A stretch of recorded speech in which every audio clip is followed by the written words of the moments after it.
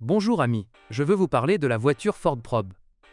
Dans les années 1990, la Ford Probe 2 a rencontré un franc succès auprès de presque tout le monde. Avec le temps et la baisse des prix, la voiture est devenue de plus en plus accessible au grand public. Les automobilistes qui l'ont conduite ont depuis opté pour des voitures plus récentes, et la Probe 2 est désormais moins présente en Pologne. La gamme de motorisation disponible pour la Ford Probe 2 est très limitée, mais heureusement ce sont des moteurs Mazda très robustes et donc fiables. Quels problèmes peuvent survenir ?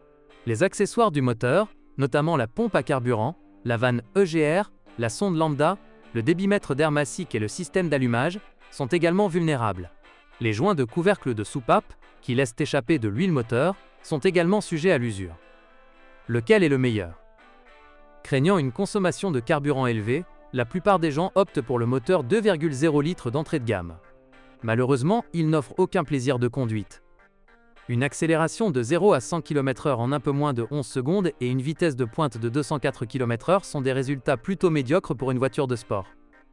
La Ford Probe 2 équipée du moteur V6 affiche des performances plutôt correctes, atteignant 100 km/h en seulement 8,5 secondes et sa vitesse de pointe est limitée à 220 km/h. Malheureusement, opter pour un moteur plus puissant implique également une consommation de carburant nettement plus élevée. En conduite dynamique en ville, vous atteindrez facilement 18 L 100 km. Avant d'acheter, il est conseillé d'inspecter soigneusement le dessous de la voiture à la recherche de fuites d'huile ou d'autres liquides de fonctionnement. Les fuites du système de refroidissement sont également fréquentes. Il est donc conseillé de les vérifier. La Ford Probe 2 est également sensible à la corrosion. Pour éviter d'acheter une voiture d'occasion, inspectez soigneusement les seuils de porte, les passages de roues et parfois même les composants du soubassement. Le démarreur et l'alternateur ne sont pas non plus éternels. Les phares électriques peuvent également être instables et finir par s'éteindre. Merci de votre écoute. N'oubliez pas de vous abonner et de noter ma vidéo. Si vous connaissez des problèmes avec cette voiture que je n'ai pas mentionné, n'hésitez pas à les partager dans les commentaires.